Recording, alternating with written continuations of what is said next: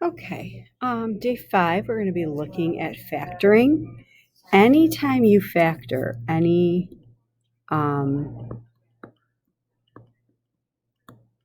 equation, any expression, always factor out GCF first if there is one.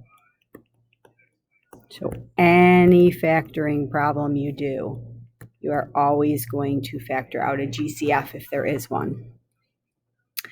Okay, so first one, that's all there is a GCF, 2y, x squared plus 4x minus 3.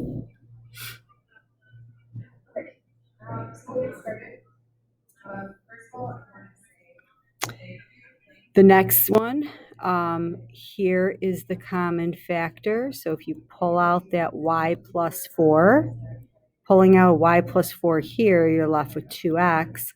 Pulling out a y plus 4 here, you're left with a minus 3. Sometimes people will ask me, well, can I have it the other way around? Yes, they're factors. Multiplication is commutative, so you can have the reversed order of the factors. So I'll say or. Dots, which is difference of two squares. Difference of two perfect squares.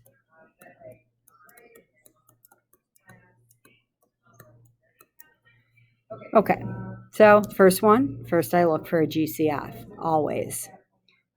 3x is the GCF. 9x squared minus 4y squared is what would be left over. Now, what's left over is a difference of two perfect squares, right? There's a subtraction sign there, and each of these are perfect squares. So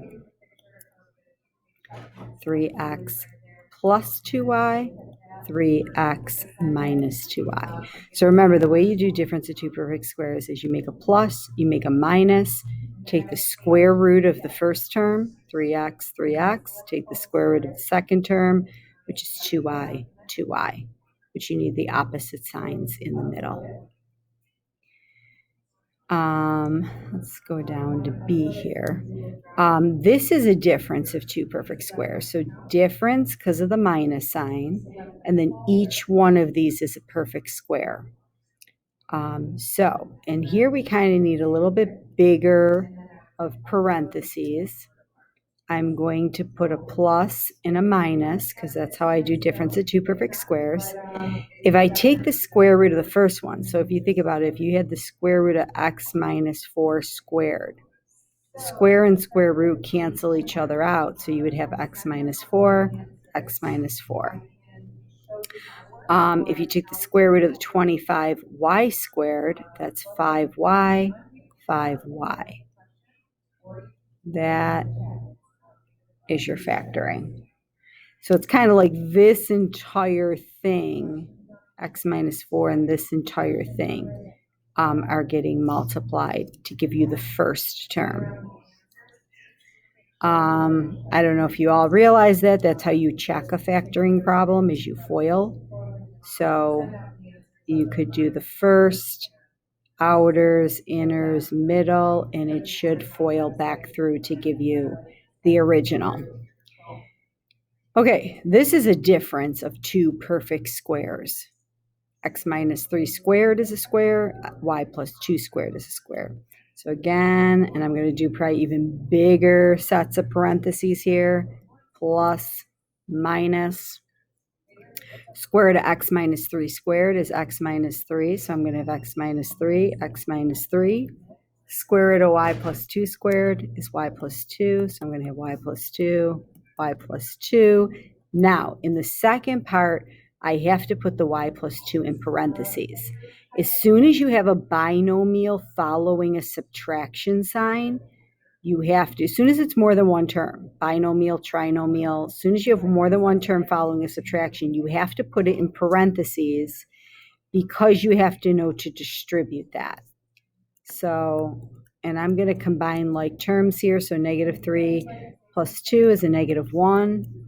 This would be x minus y. -3 minus 2 is -5.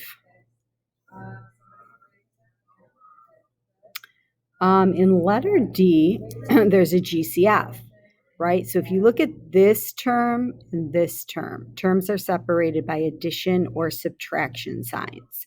So this term,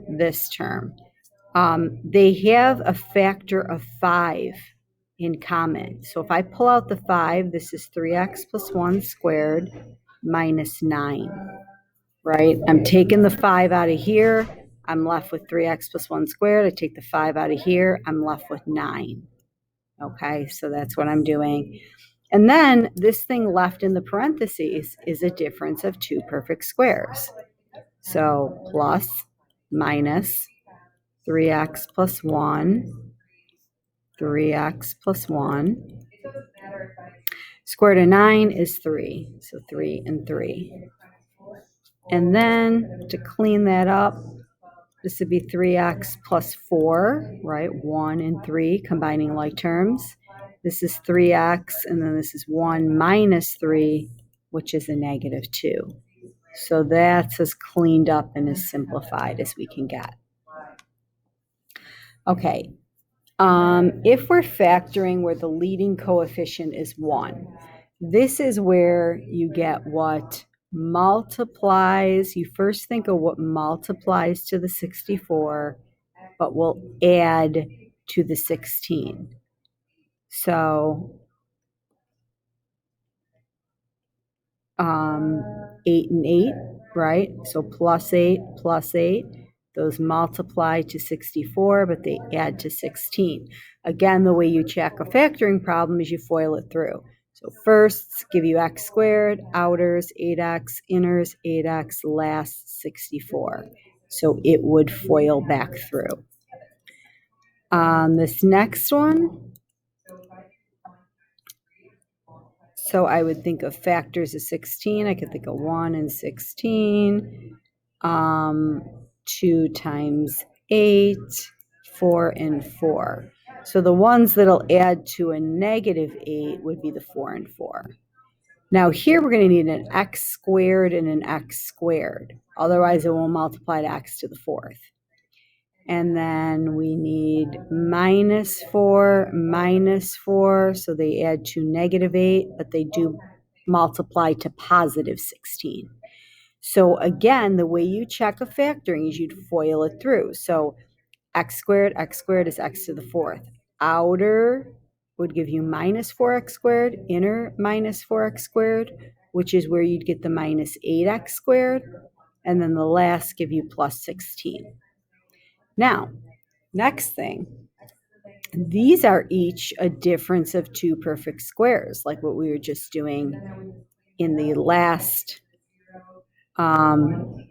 set. So plus, minus, x square root of 4, 2, 2.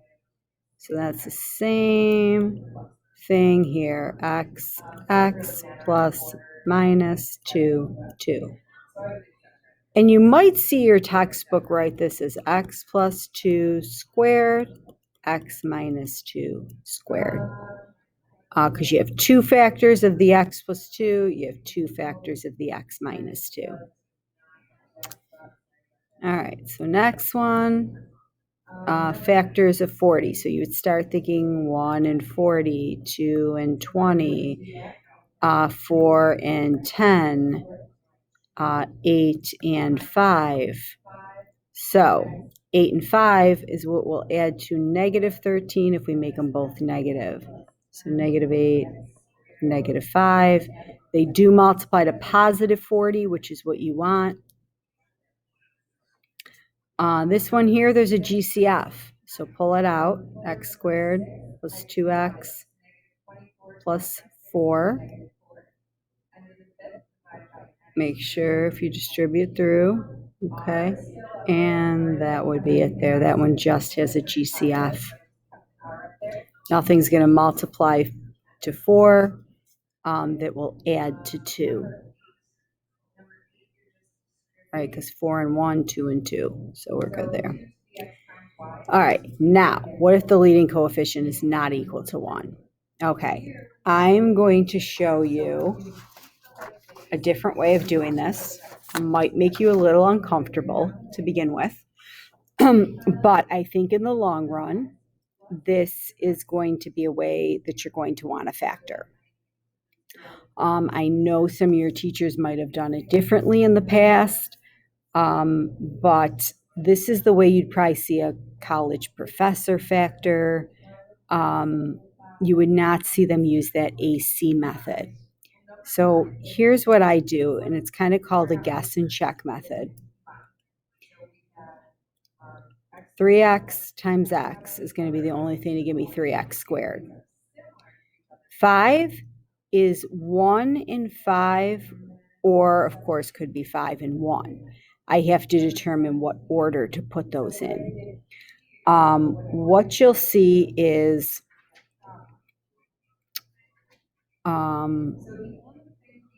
let's say I do it incorrectly to begin with. Because let's say someone says, okay, I'm going to put the 1 here and the 5 here. This is not right. But let's say they say that. What you have to check is that your outer and inner give you the middle. So 15x and a 1x is never going to add to a negative 2.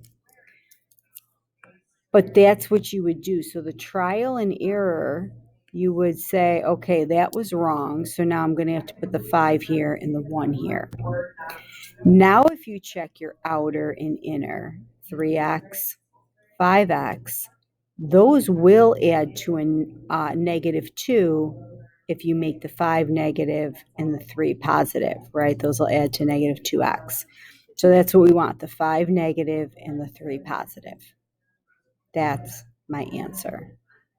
So it's a guess and check, and the more you do it, the better you will be at it.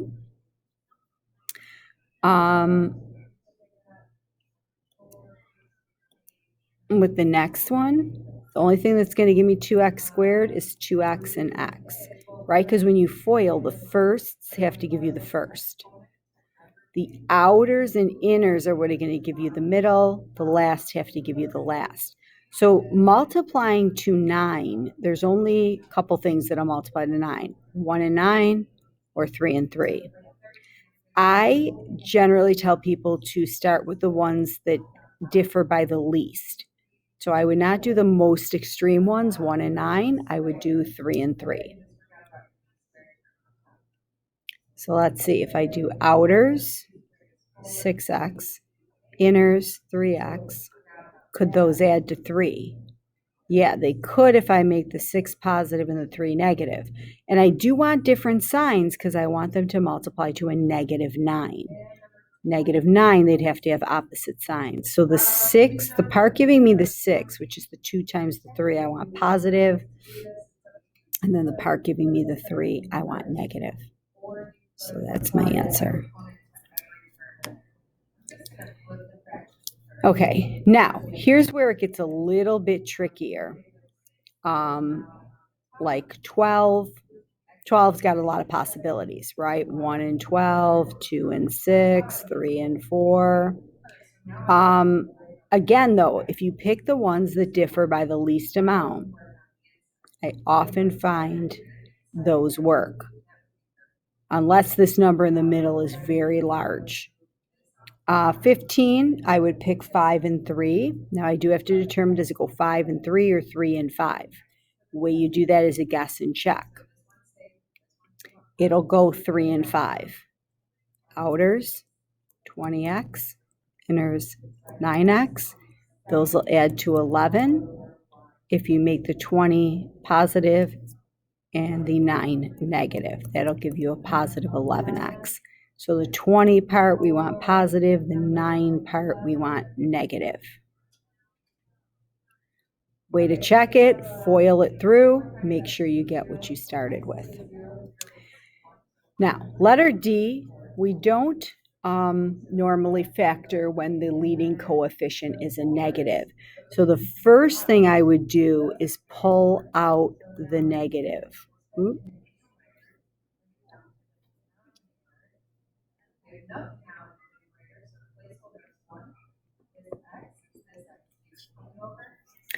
After you pull out the negative, now you can try to break that down. So I want what multiplies to 3x squared, which is going to be 3x and x. 4 could be 1 and 4, but it could also be 2 and 2. So I usually start with the least extreme, the 2 and the 2. Okay, outers would be 6x, inners will be 2x. I want to know how they'll add to a negative 8, which is the middle. And that's if they're both negative. And I do want them both negative because I want it to multiply to a positive 4. So that would be my answer. The next one, 5 is prime, so that's nice. That's only going to be 5x and x. It's the only thing to give me 5x squared. Now 12, again, over here we said could be 1 and 12, 2 and 6, 3 and 4. Start with the least extreme. You're going to want the 4 here, the 3 here. Outers, 15x, inners, 4x. That way it will add to a 19x if they're both positive. You want it to add to the middle because factoring is the reverse of foiling. All right, last one of this type, 15, I would think 5 and 3. 14, probably 7 and 2, right? I just have to determine order, which will actually be 2y, 7y, because that's the way it's going to work when you check the outers and the inners. So, because a positive 35 minus 6 will give you a 29. So, positive 35 and minus the part that's giving me the 6.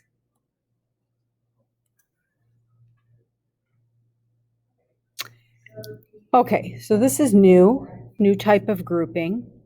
This is something called a perfect square trinomial. Perfect square trinomial is able to be written as a binomial squared. And the way you get that is by doing half of the middle.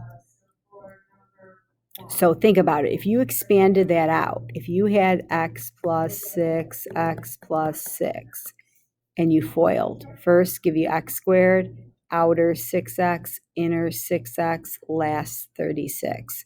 So you'd have x squared plus 12x plus 36. So now this goes back to exactly what we were doing before, which is a difference of two perfect squares. Plus, minus, square root of the first is x plus 6, x plus 6, square root of the second, 4y, 4y.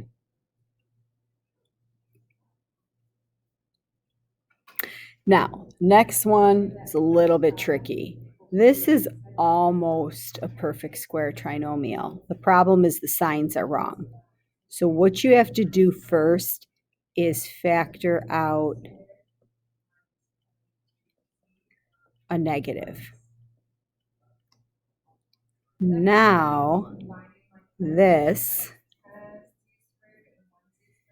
can be written x plus 5 squared.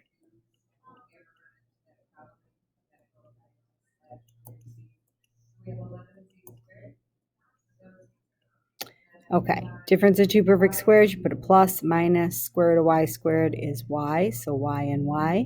Square root of x plus 5 squared is x plus 5, and here I have to say parenthesis x plus 5.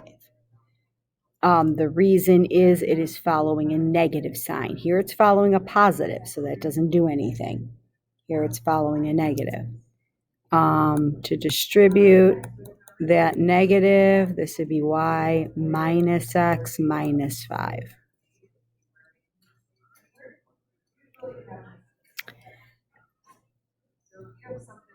Same thing here. This kind of looks like a perfect square trinomial, except the negative needs to be factored out.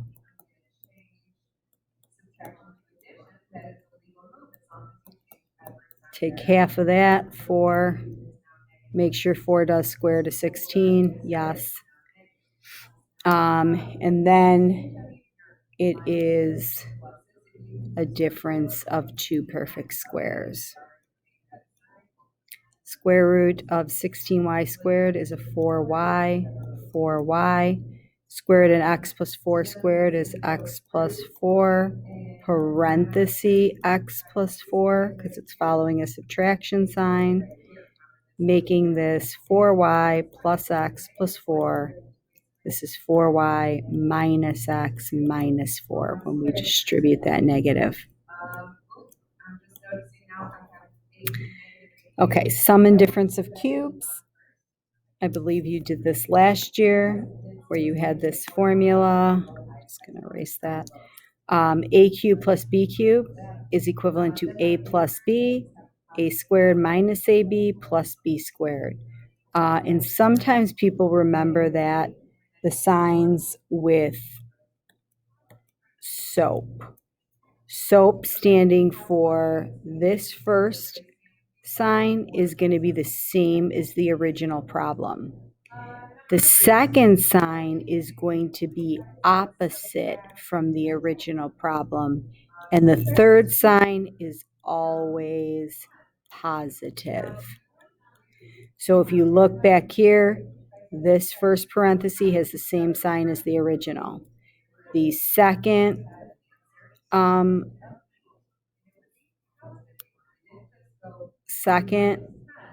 is opposite the original, and the third is positive. So the first sign follows this, second is opposite that, and third is always positive. Okay, so there's one of two ways you can do this. I think it helps people if they think of taking the cubic root of the first and the cubic root of the second term. And that way you know what your A and your B is. So then it is A plus B, A squared minus A times B plus B squared. 1 squared is 1. A times B is a 1x. So looking at another one of those, A would be the cubic root of 8x cubed, which is a 2x, and B is going to be the cubic root of the 27y cubed, which is a 3y. So then when you're going to do A minus B, because remember the sign is going to follow the sign of the original problem. So since the problem is a difference of 2 cubes, this is going to be difference. And then A squared, you got to be careful here. When you square A, 2x squared is 2x times 2x, which is a 4x squared. And then it's plus A times B, which would be 6xy, and then plus B squared. Again, 3y times 3y is a 9y squared. That is how your difference of 2 cubes factors. All right, last two, we're going to have a sum of squares. This, I think, is new for you. Sum of 2 squares, you factor just like you would a difference of 2 squares. A lot of times in math, you might have in the past said, oh, you can't factor that. We can factor it now because we know about imaginary numbers. So if they ask for real factors, then you can't factor it. But if you include imaginaries, what you do, still plus minus, take the square root of 9x squared, which is 3x, 3x. Take the square root of 16, which is 4, except you're going to have to put 4i for I. Now, sometimes people don't believe that works. They say, well, don't both of those have to be positive? No. If I do a check, and again, the way you check a factoring is to FOIL. Firsts gives me 9x squared. Outers minus 12xi. Inners plus 12xi. And lasts minus 16i squared. Okay, these in the middle cancel out, which is what you want to happen. And then I squared is -1. So notice you need that to then have this go back to a plus. So -16 times -1 is a positive. So it does FOIL back through to give me what I started with.